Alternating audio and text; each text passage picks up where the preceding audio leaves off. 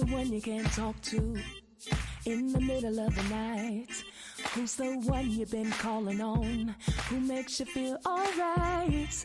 I'm the one that can't hold you down when everything's going wrong. I know you're weak and feeling down. Call on me, I'll make you strong. Spoke in a whisper, whisper. At the same time I was tripping. Thought I was about to fall, but he came in and made me stand tall. Wait, breathe, and listen to the advice that I'm giving. Don't you see through it all? I'm the one you can always call on. You know I do anything for you. You know I do it. No, I do it just for you. I do anything for you. You know I do it. No, I do it just for you. What you think I'm here for? Your request I won't take more. So I can't wait to see what the Lord has for me. What you think I'm gonna do? If he said it, it will come true. He's not a man and he will lie. And that's not just any damn time. I do anything for you. You know I do it. No, I do it just for you. I do it. You know I do anything just for you. I do anything for you. I do anything for you. I do anything for you. I do anything for you. I know you're dealing with everyday strife. You must remember the one who gave life. You gotta know that he's gonna do everything he can for you. Keep on trusting him and believing you never know.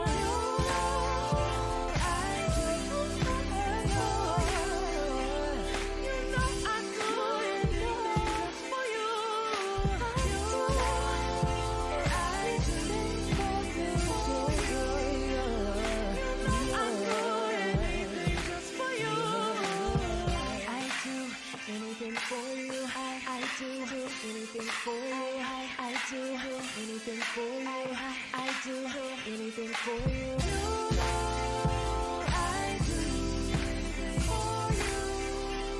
You know I do anything for you. You know I do anything just for you. Gonna be the king created you for. If you can bless you, bless you. Even when times get bad, even when you're feeling sad, it can do for you. Even when you're feeling low, not sure where to go, he'll be there for you. Even if you need a friend, someone to hold your hand, he can walk with you. Even if you feel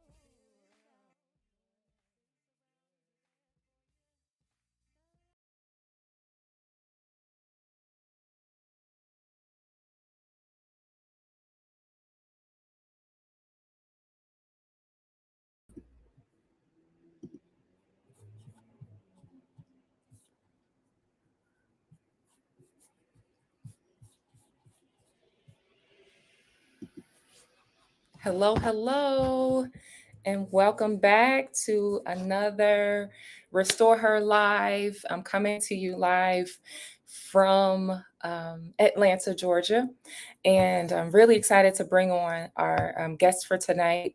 Tamara is an amazing wealth of knowledge, and she brings so much to the table. And so, without further ado, I want to bring up the one, the only Tamara Pryor. You guys give it up for her and welcome her as she comes. Thank you for that. Hello. Hey. I have to have some like sound effects eventually, but for now, we'll celebrate that. We'll have the hand clap. Hey, so I'm really excited to have this conversation with you. I know that we've talked offline and we've had some really powerful discussions. And one of the reasons why I wanted to bring this forth is because I just really thought that there's not a lot of knowledge. We think we know a lot about this topic, and about your expertise, but I don't know if we really know what we think we know. So I wanted to kind of just dispel some myths tonight, tell about your story, help to educate some people. Maybe there's somebody that wants to learn more about how to just improve their health, whether or not they have cancer or not. But with this being Breast Cancer Awareness Month, we're going to be celebrating in pink. I got my pink lip tonight. Got our pink background. I should have told you. I should have told you to wear some pink, but it's okay. I actually had pink on all day today, and then I took it off. Yeah. Okay. You know what? What I'm going to do is I'm going to fix my lighting because it's giving me. I'm just going to have to fix it. So y'all bear with me. This is real life. Okay. So this isn't. And I would rather just fix it instead of not fix it. Okay. Cool.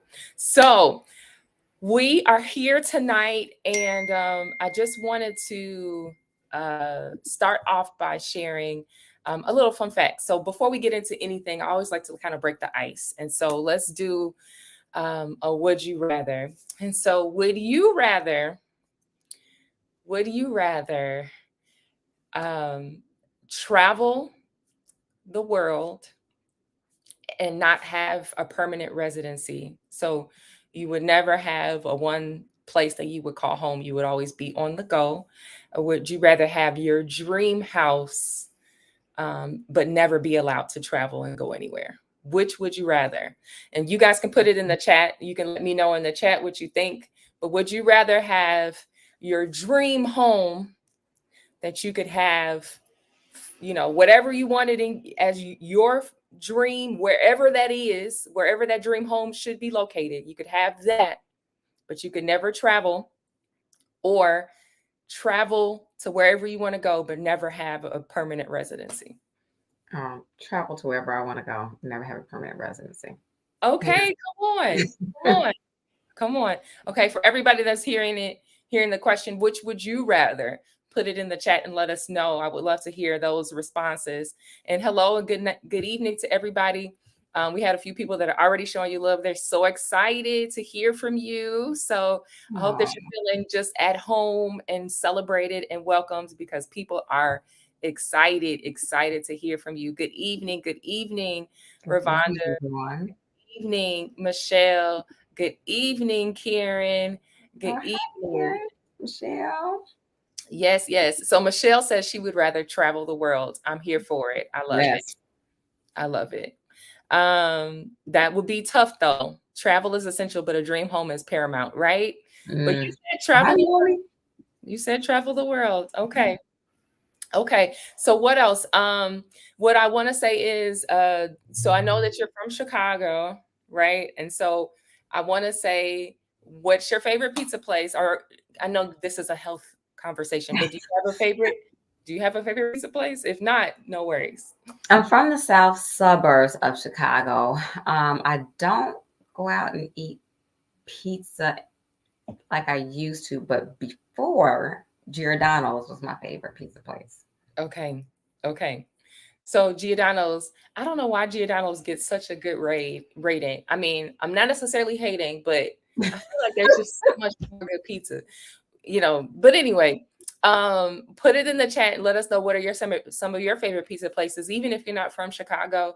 I know that there are many pizza places across the country. We have the New York style and things like that. So put it in the chat and let us know if there's any recommendations that you have that you think that we should try. Let us know. Maybe there's something else to expand our palette a little bit. But let's jump right in and let's talk about health and wellness. Before we get to like the deep dive, I just want to start off really light and just talk about, what was growing up for you like. Did you find yourself to be very healthy?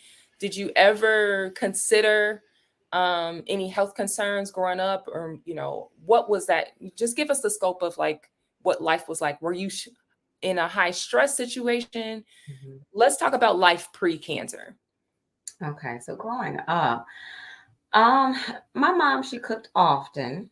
My grandparents cooked often for us on the weekend. My mother said that I was her strange child, because she said that I loved salads. and she couldn't really understand it. So um, she took me to the doctor one day, my regular checkup, and she said she asked the doctor, was I okay? Because I wouldn't eat anything except for salads and fruits. And she said, the doctor looked at her and said, well, is she active? Is she running around? Is she playing? And my mom said, she said, well, yeah. She said, well, then she's fine. Just leave her alone. That's just what she wants to eat. So I guess without even really, knowing, back then, I guess I started out like that. And then, fast forward, you get to, high school and junior high, you eat like a teenager eats, right? So it was double cheeseburger, pizza puffs, French fries, and 2 chocolate chip cookies every day in the cafeteria. So yeah. So and then after that, I have to say, it wasn't until after I had my first child, and I took him to one of his regular checkups, and his pediatrician told me that he was at risk for type 2 diabetes. And, I was a single mom at the time. And so always just running around and trying to just get food on the table after working all day. And so after she told me that, I said something has to change. And I can't just change it for him. It has to be for the whole household. And so then I really started looking into more so into health and wellness, because you learn a little bit about that in nursing school, but it's not really a deep dive. And so just to help him, because I said, I felt really bad. I felt like, oh my gosh, it's like child abuse. I felt like it was child abuse. I felt like I was harming my child. So I said, I have to fix this. And so I just really started looking into nutrition and how I could help him. And so then I started cooking more, just looking at what we ate and reading labels. And so and then after that, it just took off from there, because then I started paying attention to how I felt after I ate certain things. And then I started eliminating things just to see if it was beef making me tired and so when I started eliminating things and I saw that I felt better, then I started just reading more and more and adding more fruits, more vegetables, and really just getting back to the way that I used to eat as a child. So they say if you just set food in front of a child, they know what to eat. Mm, mm. So I love how you brought it back all the way to when you were younger. So you typically were eating pretty healthily. You ate fruits and salads, so much so that your mother was concerned, like, hey, this girl is not eating nothing else. And when the reality is, and that's interesting, talk about, just generational education, because actually you were eating some of the best food around. And that's funny that, a parent would be concerned because you're only eating fruits and veggies, when that would actually be the one thing that we should be eating most of, right? Mm-hmm. So then fast forwarding, so when you became a parent, that's when you first started to see some shifts that you needed to make. But even still, it sounds like you were still living a pretty healthy, active life. Were you active prior to? I was active. I don't know if anybody remembers Women's Workout World, but I was I at remember. Women's Workout World like every day. Okay. So yeah, I was very active, and I did have a couple of cysts in my breast, but they were benign. So and it was just that it ran in the family, so didn't think anything of it. You get them removed and you just move on with your life. So how long had it been that you were aware that you had cysts, or how did you first discover that you had some cysts? Oh, I was in high school, but I was really good about doing self breast exams. Okay.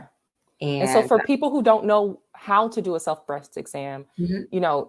were you doing that in the shower? Because I've heard that it's best to do it, or how would you recommend that people go about even just doing a self exam? In the shower, you want to start at the top, just go in circular motions Mm-hmm. all the way around, all the way, you even want to go up under your armpit. Mm-hmm. and just go all the way around, all the way down underneath your breast, near the breastbone, go all the way over. And then you can then also laying down on your bed, arm down, then arm up. And and then you're standing up outside the shower. So laying down, standing up outside the shower, and then in the shower when you're wet. Okay. Okay. And so what are you looking for? What would a person be looking for when they're doing that self-exam? So you're looking for really anything that feels unusual. So lump, it could feel like a tiny pebble.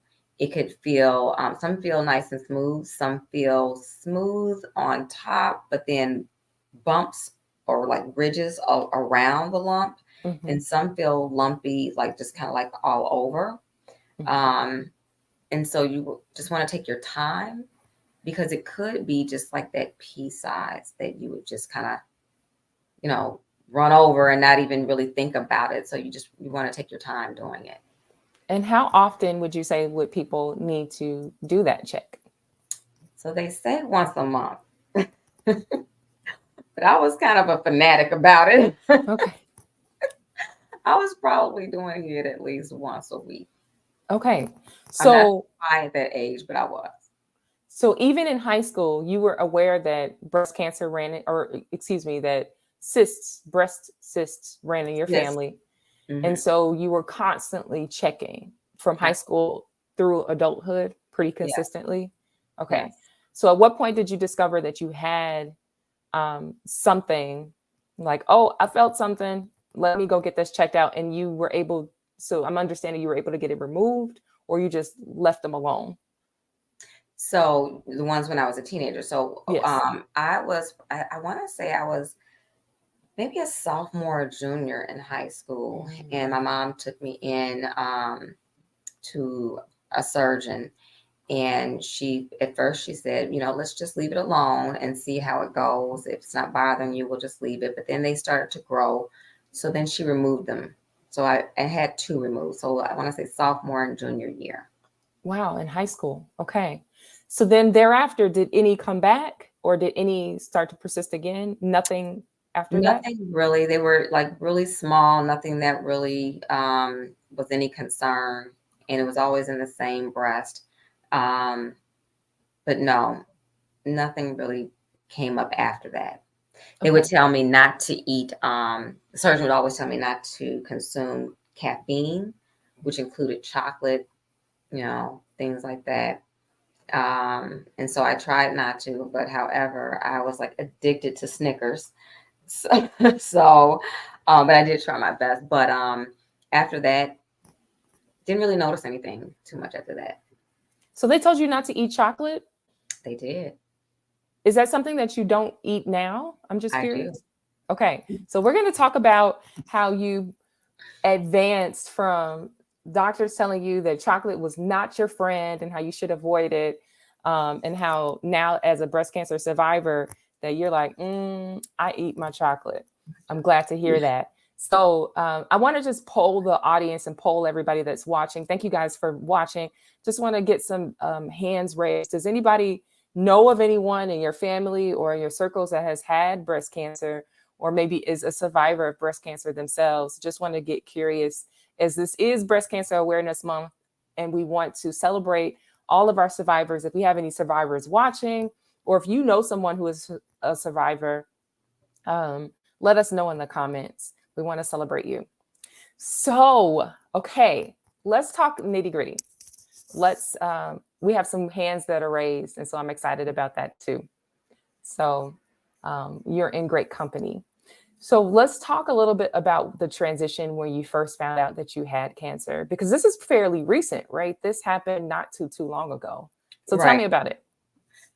So it was about, I want to say, May or June 2019. I felt, maybe even earlier than that, I felt a lump while I was in the shower. And the funny thing is, all of my cysts were always on the left side, in the left breast, but I felt this lump in the right breast, and it was right under here in my armpit. So it was off to the side of the breast, but that's still breast tissue. And so I said, I was like, well, maybe it's just another cyst. I'll just keep an eye on it and see if it gets any bigger because fear set in. So, it's like, you want to know, but at the same time, you're afraid to know. So I said, I'm just going to watch it and see, how this goes. Make sure I'm not examining myself around the time of my period because you get different lumps and bumps during that time also that just go away after the period. And so, but then after I found it, my husband found it. He noticed it and he said, you have a lump in your breast. And I said, yeah, I felt it. I said, but I think it's okay. I think it's getting smaller because I noticed that it would get bigger and then it would get smaller depending on the time of my period, but it wasn't going away. And so maybe some weeks went by. And he said, I really think you should just make an appointment. So I made an appointment. I'm like, yeah, you're right. I said, I'm going to make an appointment. So I made an appointment and I went in to get a mammogram in June of 2019. And so usually when there's a lump, they do the mammogram, then they want to take another look. And so they take you into ultrasound. So I had that done before. So they took me into ultrasound and the radiologist came in to talk to me and he said, it's nothing. It's like just a little, hair follicle that's been infected. And I said, okay. And I was happy to hear that. But at the same time, in the back of my mind, I was like, I don't, I'm very conscientious about the way that I shave to make sure that I don't get hair bumps or ingrown hairs. So my gut was kind of telling me to ask for a biopsy from my surgeon. But at the same time, I was like, well, he said it was nothing. He did the mammogram. He even did the ultrasound. And I was happy to hear that, oh, it's nothing. It's probably just an infected hair follicle.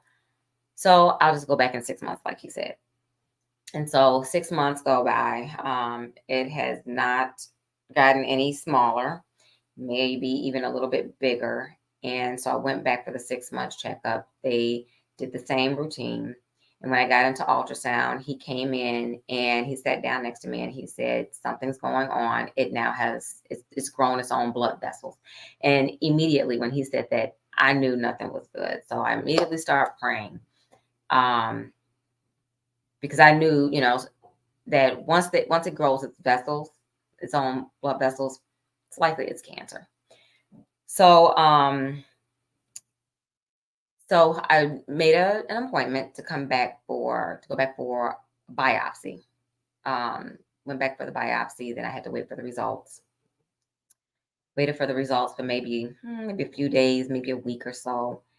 And I will never forget that day. I was out doing my shopping on a Sunday. And my daughter and I had just come out of Aldi. And it was December 2019. And it was a really beautiful day. It was a sunny day. It was crisp, cool air. And we got in the car and I started the car and my phone rang. And I looked down at the phone and she's been my surgeon for years. She was the very first surgeon. And I looked and I saw that it was her number. And so I answered the phone and she said, hi, Tamara, how are you doing? The pleasantries. And she said, well, I don't have good news. You have breast cancer. And I said, okay. And she said, but the good news is, and I'm like, I'm not really sure how that fits in this sentence, but okay. She said, the good news is, it is progesterone and estrogen positive, meaning that it's feeding off of the progesterone and estrogen that's in your body. And that type of cancer, it's one of the easier cancers to cure. So I said, okay, so what's the next step? So they wanted to, she said, well, I think that, she said, you should do chemotherapy first. So we're going to set you up with an oncologist and do chemotherapy first. Let's shrink it. And then we'll go in and remove it. And then we'll do more chemotherapy. and then we'll see if you need, radiation. And I said, no. And she said, okay, well, let's talk. So I had to go in for, another consult with her in her office. And she said, she, tell me what she felt the best plan was. I said, no, I don't want chemotherapy. I said, I don't want it. And she asked me why I didn't want it. My mom had breast cancer in 2005, and then it came back. She was in remission for 10 years. It came back about 10 years later. And the first time although she did well, but I still remember how it broke her down. I remember how she looked, and I've even seen, patients that had gone through it, and they didn't do well. And I saw how badly it made them feel, and how they weren't able to just thrive, and how their quality of life it declined. It wasn't what I wanted. And she said, well, this is what I really think you should do. I said, no. I said, what I want is a lumpectomy. So just remove the lump and make sure. So I had done a lot of research before we even had this consult. I said, and I want you to get a clear margin, and then I'll do radiation after that. And so she said, okay.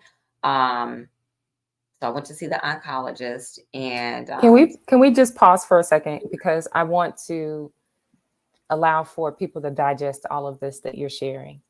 And I think you're in a great place because you were a nurse prior to all of this happening, right? So right. You had professional experience and awareness, or at least had access to understand the medical terms when they're telling you about, this lump that has started to grow blood vessels that connected for you. But when you got that call and your daughter is in the car, did you share that immediately with your daughter, or did you wait? Like, how are you processing this news? Or were you just having open conversations with your children from jump? Or what was this like to process this for you? Yeah, I told her immediately because Okay. how old was she at the time? So 20, I think she was 20 at the time. Okay. No, she was 19. She was 19 at the time. And so So old enough where she could. right. Mm-hmm. And she knew by the look on my face, and because I have on my phone the doctor's name in my phone. So she knew, what was going on. Mm-hmm. And so I told her right away, and she was, she was a trooper. She was really good. She was, she cried, but she said, Mom, it's gonna be fine. You're gonna be fine. It's gonna be okay. And it's funny because that's the exact same thing I did to my mom. Like, we got this, no problem. We got this. Okay. And then I told then I have a child that's older than her. It was hard to tell him, but then I had to tell my youngest. He is 14 now, but he was 11 at the time, and that was difficult. Mm-hmm. But I did. I told them right away because I knew things were going to be moving quickly. And so, yeah, I did. Okay. So you told your family, and even your husband, because he was the one that also was advocating for you to go get checked out, which is good. And shout out to the husbands that are paying attention to our bodies, sometimes more so than we are. Shout out to them. So, I hope that men can also hear this conversation too, because, it's oftentimes that we're only looking at women to check themselves, but men can be partners in ensuring that you're taking care of your health. So I just want to reiterate that they're just as equally as important in this process. And so women, married women, make sure your men are filling up on you and understand how things are going and when things are different, so they can, alert you as well. And I think that's helpful that your husband was just aware and checking in on you as well. So celebrating the hubby, congratulations on that. So how was that? So you decided, you were clear, you were informed, and I want to celebrate that for you. But I also want to empower other people who may be in your same boat, even though they may not be in the medical field, that you can do your own research and you can make your own decisions. You don't just have to take the first recommendation that is swung your way by a medical professional. You can take the reins and you can decide, okay, how do I want to approach this situation for my health? Because this is my body. This is not your body. This is my body. So I get to decide how I want to handle my health and my wellness for my body. So I also applaud and celebrate the fact that you're like, no, that's not how I want to handle it. This is the route that I want to take. And so you decided to do a lumpectomy. Is that what ended up happening, or did some other things shift along the process? Yes. So I did the lumpectomy. And so after the lumpectomy, the surgeon called, and they said that so I went in, and then they said that they did not get a clear margin, meaning when they took the lump out. And so what they do is they take more tissue than just the lump, because they want to make sure that that they get all of the cancer cells out. And so she took, more than the lump that was there, and she couldn't get a clear margin. So meaning that there were cancer cells beyond what she took. And so she told me then, what I'm recommending is a mastectomy and the chemotherapy, and then and then likely the radiation. So I said, okay, you can have them. I breastfed already. That's fine. You can have the breast. I said, just get a clear margin this time. Okay. And so I said, but chemotherapy? No. Wow. So, but I said, but I will do the radiation. And so I went in, and then I had actually before the mastectomy, my husband and I went back into her office because I wanted to talk to her about my left breast that had the cyst before, because I couldn't really understand. I was like, man, all this time I thought that if it would show up, it would show up in the left.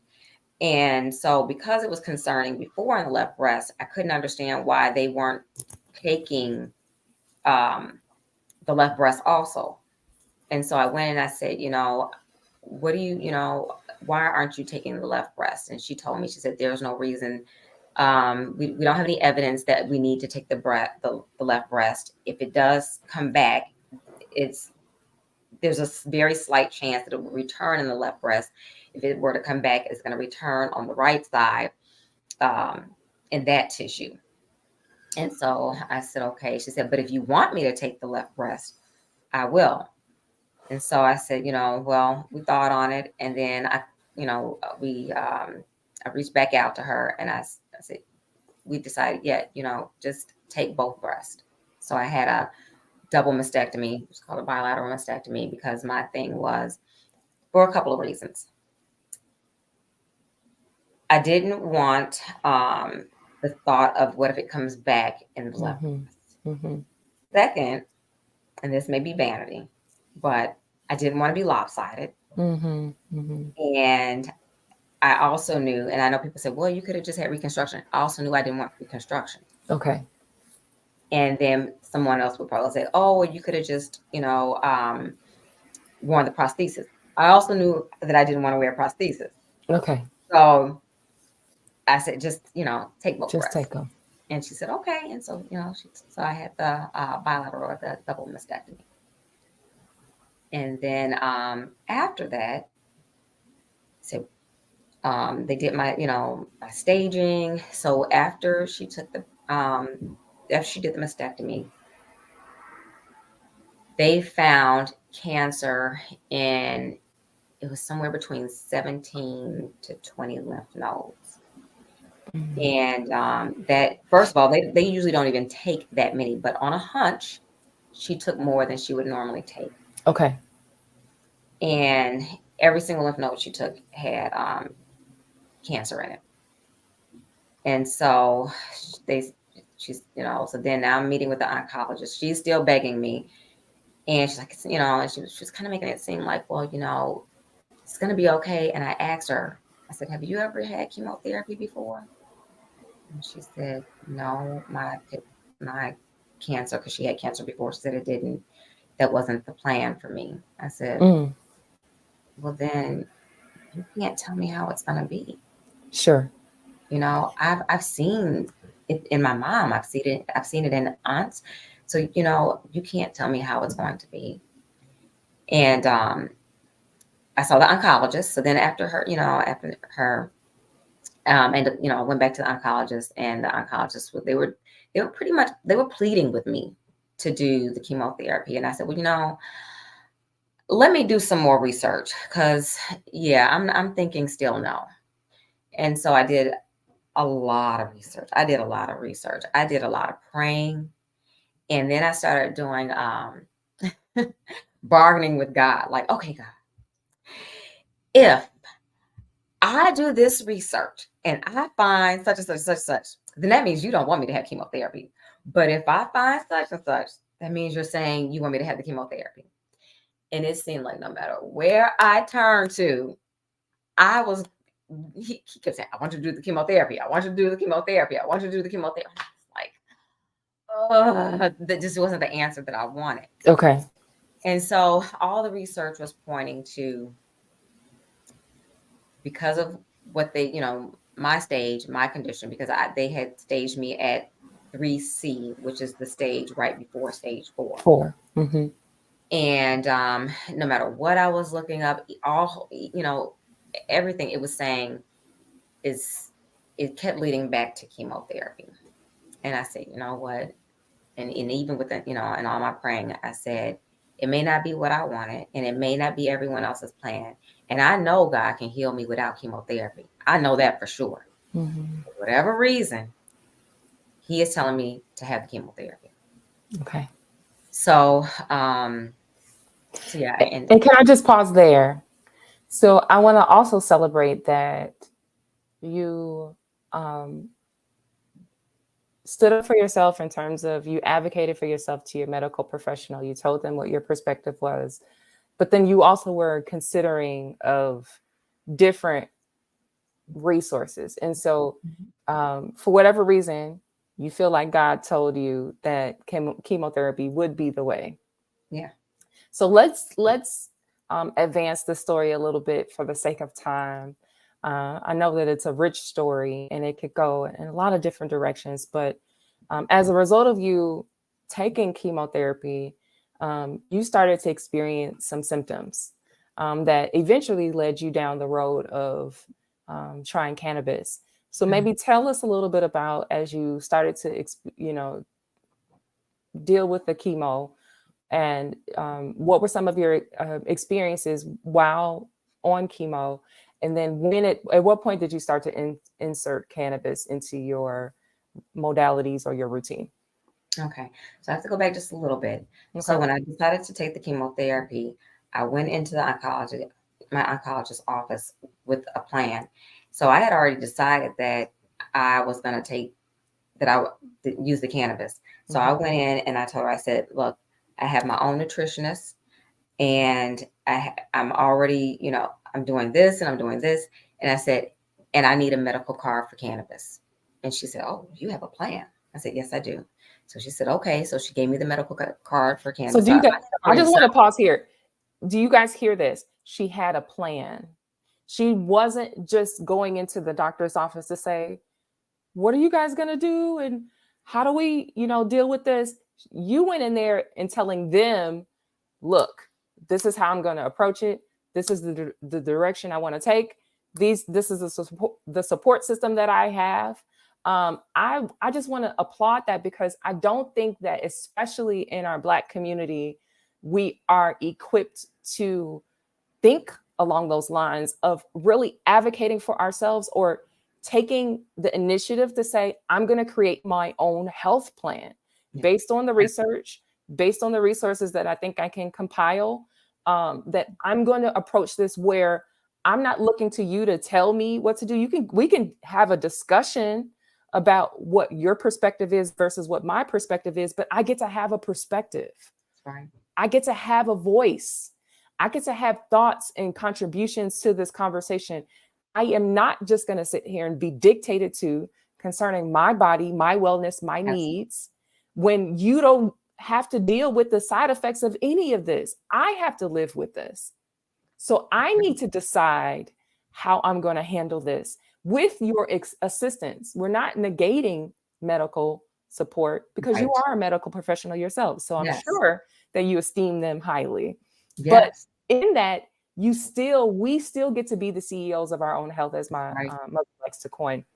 So I just want to highlight that, because I think that is such an important factor, because you guys are looking at a survivor. So she didn't take things laying down. She came with a plan.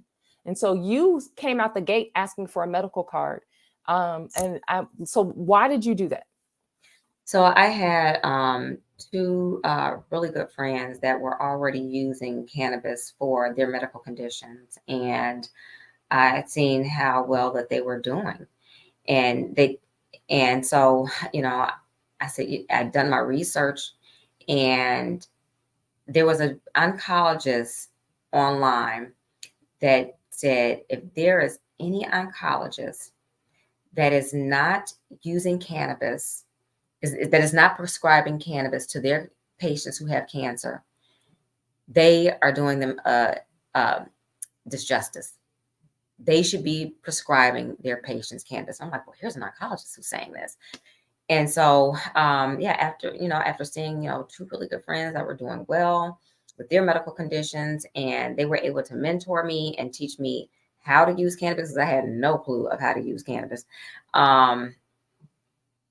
So yeah, I went in there. I said, I didn't want, though, I wanted to prevent the symptoms. Okay. I didn't want the symptoms to hit me and then I had to try to catch up. And I also did not want to use any of their medications if I could avoid it. Okay. Because I was already putting poison in my body. Because that's the, I'm not being that you can ask any oncologist, they'll tell you that's what it is. I've sat in front of an oncologist that said, I'm an oncologist and I give poison for a living. And everybody laughed. And he's like, no, seriously, that's what I do. So chemo can be very toxic to the system, for those that don't know. And there are a lot of side effects. But if you could just maybe cover some of the ones that you maybe you did or didn't, but things that you are aware that can be side effects of taking chemo. Okay. So number one is usually nausea. I did experience nausea one time, but I was still trying to figure out how to use the cannabis as often as I needed to. And then there was one medication, it was a steroid that I did end up taking. And then also there's neuropathy, and cannabis is neuroprotective. And then there's appetite loss. Okay, so you have to break it down. I'm sorry. You're a nurse. So what is neuropathy? You got to break it down for us. And if you were in the chat and you knew what neuropathy was, shout out to you. Put it in the chat if you knew what it was. But and no shame. No apologies needed. I just need for you to break it down in layman's terms for us that don't really know what the heck that meant. So what does that mean? So your nerves are damaged, and that you lose the feeling in your fingers, your hands, and your feet, and you feel a burning sensation, numbness, tingling. So yeah, that's what it's nerve damage, basically. Nerve damage, tingling. Okay, got it. So you're experiencing that nausea, neuropathy. What else could possibly happen? Loss of appetite. Loss of appetite. You're not hungry. So you're not hungry. You're going to lose, the weight that you really need to keep on. So, and so you're not taking in the calories and the nutrients that you need to be able to thrive. So what else? I've heard low sex drive as well. Low sex drive, and not just I was not just low sex drive, but you're extremely vaginal dryness. Okay. Yes. Okay. Yeah. So then you have the vaginal dryness, and so we said the low libido and low sex drive. What else? Any like headaches or pain? Okay. A pain typically, pain in one medication causes pain in your legs. I don't know if anyone is, if you've ever heard of like restless leg syndrome, like you feel like, oh, you just can't, and then they hurt and you just can't get settled. So that also, and sores in your mouth. Okay. And So I mean, I'm sure we could go on in terms of one and all, the yeah, list, right? And everybody might have different experiences, but it just sounds like the reactions to chemo is just not fun. it's not. So how were you able to combat that using cannabis? Because how long were you on chemo, and how did you use cannabis? Because, you know, some people might coin themselves as cannabis connoisseurs without having Mhm. cancer. And Yeah. so they don't need anybody to train them or teach them anything about cannabis usage because they have been experts for a very long time in recreational use. Okay. But you weren't one that was prior to this No. diagnosis were using cannabis in any form or fashion. Mm-mm. Um, you said Not that at all. you did have some friends though that used it. So were Yeah. they smokers, or how were they using it, and how did you begin to use it? Smokers. Okay. And so, I mean, and I knew nothing. I didn't, they had to take me through. Now you hold the joint and you light the lighter and you put the lighter to the joint. I mean, like it was basics. Okay. So I smoked because that's what I knew, you know, Mhm. and if I knowing if I knew then what I knew now, I would have what we call layer. So I Mhm. would have smoked because smoking doesn't last as long as an edible. So I would have layered it. I would have done Mhm. some smoking, then I would have layered it with an edible so I could get so it would have lasted longer. But I Mhm. smoked and I used it as medicine because it was my medicine. So I said, okay, let me get a plan. Okay, if I'm taking if this medication is telling me for nausea, take it every so many hours. Well, I'm gonna take it like I was doing cannabis 3 times a day, and then Okay. in between as needed. Okay. So I always had an appetite Okay. because I was smoking Mhm. throughout the day, and then my neuropathy, the numbness and tingling, it never actually settled in. And I was also have a burning in my face. So Mm. I would get up in the morning and I would do what they call a wake and bake. So I would get up, I'd wake up, do my morning routine, and then by 7 o'clock, I was smoking. Okay. Um, and so that would immediately stop any of the burning in my face, any tingling. And then, and that helped in addition to other things that I was doing, like walking, that helped too. So now, Mhm. even today, I don't have like I can feel my fingers in my hands. So, my in my feet, and then and so what else? So I took care of the nausea, the neuropathy, and what else? Oh, the libido. Mhm. Um, it was very helpful with the libido, Mhm. the sex drive. I'm sorry, Mhm. Mhm. and what else?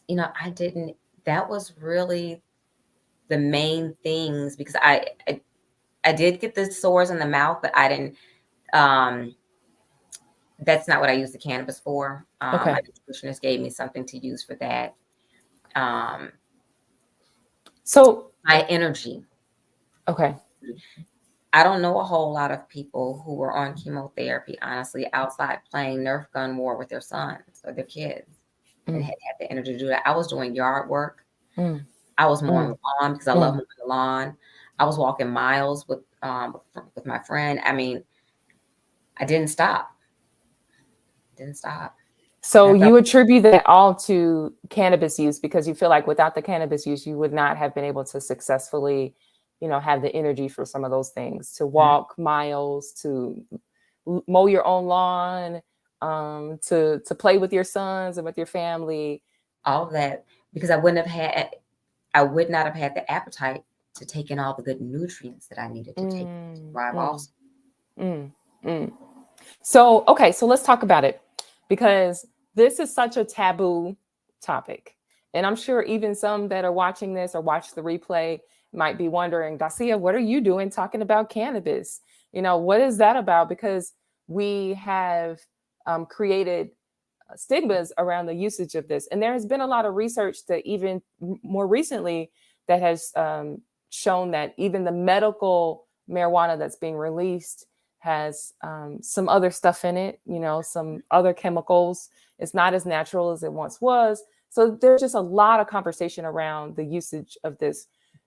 Where do you fit in the spectrum of, you know, the stuff on the street, is it laced with stuff? Do you prefer that somebody go to a dispensary? How do they navigate this world where all of it could be tampered with, or, laced with chemicals in some ways, or just could not be so great for you because it's not as natural? Right. Well, honestly, I mean, really, the best medicine that you can get is the medicine you grow yourself. I mean, that's just, you know, so if you are able to grow it yourself, I know the laws in the states are just so confusing, and just, everyone is different. States have different, different strokes. But if you are a medical cannabis patient and you can grow your own, learn how to grow your own. There are just so many videos online that you can look, because then you know how your medicine is grown. Okay. If you're in a state where even adult use can grow their own, so that really is the best medicine, to be able to grow your own, to learn how to grow it, to learn about the plant and then grow it. However, I would always recommend, if not, then always recommend getting your cannabis from a dispensary. And when you go on the dispensary's website, because you can go on there, you can browse, but you want to look up the company. You want to look up the company that is growing it. And then you want to go do research on that company. You want to look at how are they growing it? Is it clean green?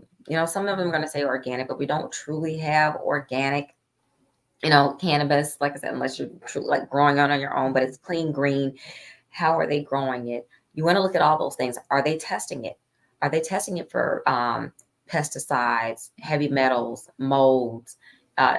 They can give you, if the dispensary cannot give you what we call a COA, or certificate of analysis, or just say the labs to show me that it's clean, then go on the company's website. They should be able to produce it. If you don't see it, call them. And if they can't show that or produce it, move on to the next company. And so just you want to make sure that you are looking up the companies that you are purchasing product from. Got it. So there's so much that we could talk about. I want to acknowledge some of the comments and questions that have come through. So question that came through was from Melanie King, and she says, did you take any medicine they prescribed, or only cannabis, or did you do both? It sounds like you were doing both, but maybe if you can walk through that to answer her question. All right. Well, I never took a single pain med, and I had the lumpectomy, I had the mastectomy, I had the port put in, I had the port taken out, I had my ovaries removed, and I never took a single pain medication, not a single one. Wow. Not even Tylenol or ibuprofen. Wow. Because just to complete the thought, you didn't use any pain medicine because you were using cannabis? Yes. Okay. I was using cannabis. But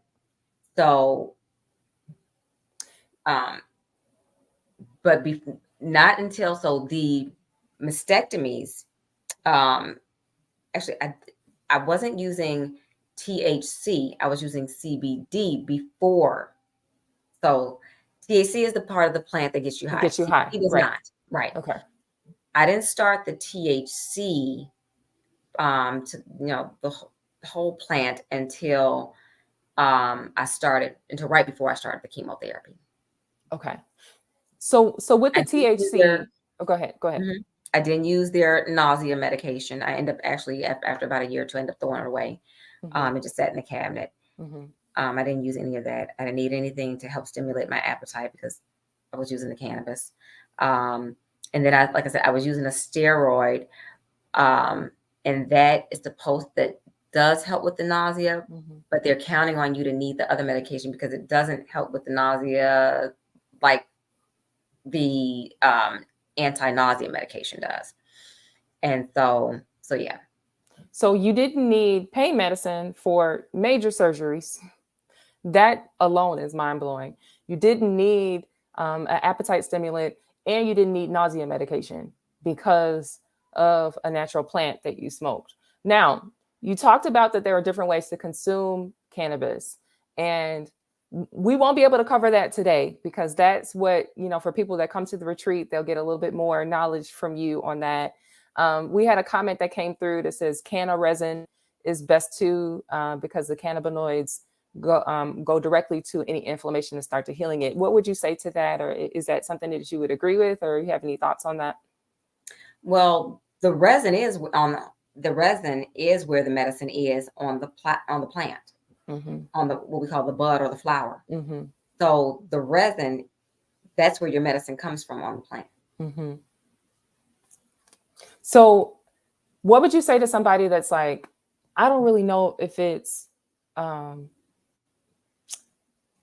just going to put it out there because I know this is something that people are thinking about. Okay. Yeah. I don't know if it's of God for me to even deal with cannabis as a believer, as a follower of Christ. I want to be sober-minded. I don't want to be high, even though I do want the health benefits. Of course, I want the health benefits, but I don't desire to be high. That's one. And how would you respond to that? All right. So first of all, I would say,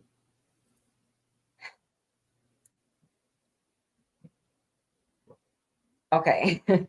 It's layered. We have an endocannabinoid system. I'm gonna share with those people in this audience what my nursing instructors never share with me. Inside of your body, God put an endocannabinoid system. And so he put it there for a reason. We have receptors on cells to accept THC, CBD, and all the other alphabets that are in the plant. So if we weren't supposed to be consuming this plant, then why would he put an endocannabinoid system in us? We actually, and it's the master control system of all of the other systems in your body. I learned about the respiratory system. I learned about the endocrine system. I learned about the gastro, intestinal system. I learned about all of those things. But they didn't teach us about the endocannabinoid system. Maybe because, it wasn't really discovered into the 80s. Maybe because there was so much stigma around cannabis. Maybe that's why. But they're just now starting to put it into the textbooks. So you have an endocannabinoid system. There's a reason for it.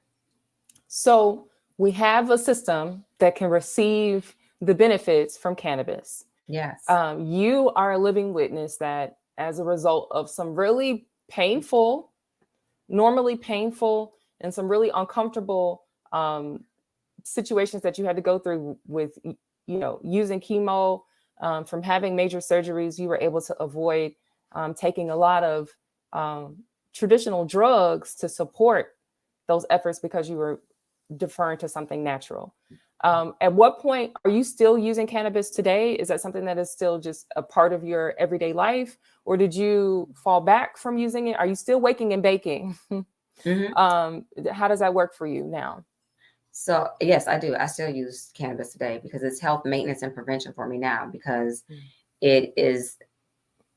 it's like I said, it's neuroprotective, it's anti-cancer, it has so many health benefits. And for the people, like you said, who I don't want to be high, you can consume the cannabis plant and you never have to be high if you don't want to be high. You never have to be high if you don't want to be high.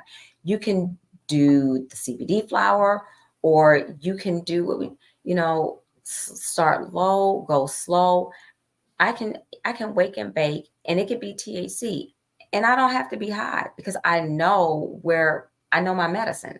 I know what's enough for me to get what I need to get, where I need to be healthy, or to get the results that I need without consuming to the point where I'm high. You don't have to be high. And I think that that's something that people have a concern about, because when you consume, I've consumed an edible before, and I consumed an edible that the THC level, I don't know what the THC level was, but it was definitely intended to make you go somewhere. And the places that I went, I wouldn't have been able to function let alone have really, good conversation. So if I would have taken that edible and then tried to work for the day, count me out, because I'm not going to be any good after consuming that. And I don't know if this is shocking if I'm putting my business out there, but this is just the reality. This is just what happened to me. And honestly, it was that one and done situation, because I was like, I don't like where that sent me. I had no control over when I came back from there. I really just had to go to sleep, because that was the only thing that I could do to get out of the matrix, because I was somewhere else that I didn't want to be. And so I'm assuming for people who have ever experienced that feeling, they don't want to stay there. They don't want to be in that zone. They want to be functional. They have young children. They have responsibilities for the day. They can't just lay around and wait on this thing to kind of wear off as it, decline as it needs to. So it's good to know that there are options in terms of options. And you posted a recipe just this past week on your Instagram or on your social media. You posted a smoothie recipe and you included hemp seeds in it. And I always use hemp seeds when I have them. I ran out recently, but I always put hemp seeds in my smoothie. And I didn't even think that, oh yeah, I'm, incorporating cannabis into my normal everyday health routine. I just was like thinking hemp seeds, and hemp seeds are really good for you and they have a lot of good benefits, right? Yes. And so that's one way that you can still feed your endocannabinoid system without ever touching the THC piece of it. Yeah, absolutely. So I just, but okay, one more question. And then if there are any questions, please go ahead and put them in the chat. We have some really good comments that are coming in. And people are saying, agreeing with you that they also know that there's an endocannabinoid system and that you just have to do your research. And a lot of believers take Vicodin and other opioids during or after surgery, and don't question that because it's in pill form and that can make them high. Very true, Melanie. And it's interesting, the packaging, right? And I know people who have gotten addicted to Percocet and other things that are just man-made painkillers, but then they take them far after. Yes. Or even, the morphine, that's highly addictive. And we get high off of that and we don't think anything of it. But then when it comes to the plant, we're like, oh, you can't get high. But I've definitely had Tylenol with codeine after some dental work. And I was loopier than ever. Okay. I was higher and I was younger. I was like probably a teenager, but I remember I was like, I feel really great. I feel really great right now. Right. But that's okay. It's accepted, right? Yeah. And so it's interesting what is accepted and what's not. Yeah. And what is deemed. But either way though, there's, even for me personally, for a very long time, I was like, that's the devil's lettuce. I don't want anything to do with that, and I honestly, so I don't know about you guys, but I'm probably telling a little bit more than I should. But, in college and thereafter, we all know somebody who consumes cannabis on a very regular basis, has become a connoisseur, and has, in layman's terms, they called themselves maybe we would call them a weed head back in the day. I don't know if that's still the terminology. I don't really know. I might be out of the loop. But for people who are consuming cannabis on a very regular basis, but they don't really necessarily have any health concerns, would you still advocate for that usage? Does it matter if you got it from your local, provider on the street corner or at a dispensary? Like, what would you say to somebody who's consuming a lot of cannabis to the point where they're not even, perhaps would you coin it as a dependency? How would you even talk about that realm? Because I understand when you're using it for health concerns. What happens when you're just using it recreationally just cause? Are you also an advocate for that? Or like, where do you fall in the spectrum? I'm curious. Yeah. Oh yeah. I'm also an advocate for using it recreationally, or we can call it adult use also. But there is a such thing as dependency, just like there's a such thing as dependency on alcohol or something else. But the thing is with with the recreationally, right? Whether you know it or not, whether you're using it recreationally or medicinally, you are getting health benefits from it. Whether you know you're getting health benefits from it or not, you're getting the health benefits from it. So yeah, I do advocate for it. If someone wants to use it recreationally, I think that's fine. I mean, people drink alcohol recreationally, and that doesn't seem to be that doesn't have a stigma. That doesn't seem to have a problem. But some people can become dependent on it. Some people can have a dependency on cannabis when they're using it very when they're using it chronically. Sure. They're always seeking it out. They can't go without it. They're using it maybe because they just have to have it. They want the feeling of being They high want the more so than feeling they of want the benefits of the health benefits of it. yes, and it's not more like a social when you're using recreationally. It's not like, oh, how people say, oh, when I get home, I need a glass of wine. That's socially acceptable. I'll be glad for the day when somebody can say, oh, I need a joint. A mom can say, oh, I need a joint. And that's going to be socially acceptable. And I think there are some moms that are saying it. Okay. Let's just be clear. I think that there are some households and some moms that are like, hey, when I get home, this is what it's going to be, Right. But if you can still function, if you're to the point where you're not able to function, you're always seeking it out, and you are really dependent on it, not because it's not that it's your medicine, then you do need some help.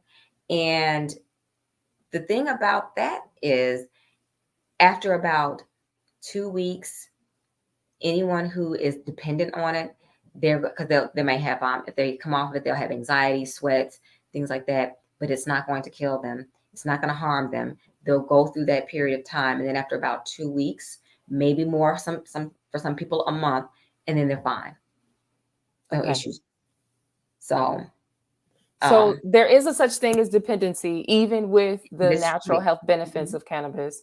But I want to also just highlight this, that, research has also showed that there can be some damage that it could cause in terms of brain cell damage, or, because of some of the chemicals that it's possibly infused with. What would be your comments to some of that conversation, or that research that's been circulating around some health professionals, and even in the naturopathic space, right? People are concerned about the consumption of this plant because they're saying that it's just not good for your system because of the chemicals that have been added. Okay. So that's blaming the plant and not the chemicals that have been added. Okay. And, and I would also say, to quote Dr. Bonnie Goldstein, if you don't know anything about the endocannabinoid system, then you can't have an opinion about it. Got it. So you really need to do they need to do their research about the endocannabinoid system, and do research on the plant and how it interacts and feeds the endocannabinoid system. It's like supplementing. We can't, we need a vitamin D during the winter time. Sometimes you have to supplement your system with cannabis in order to bring your body back into balance. So you can't blame the plant for that. This is what I would say. You can't blame the plant for the chemicals that are being put into the plant. In its natural state, it's not going to harm you. But when you start adding things like that into it, it's going to harm you. Okay. If you start adding fentanyl into it, it's going to harm you. If you start lacing it with different type of chemicals that are harmful, the plant is going to harm you. Yeah.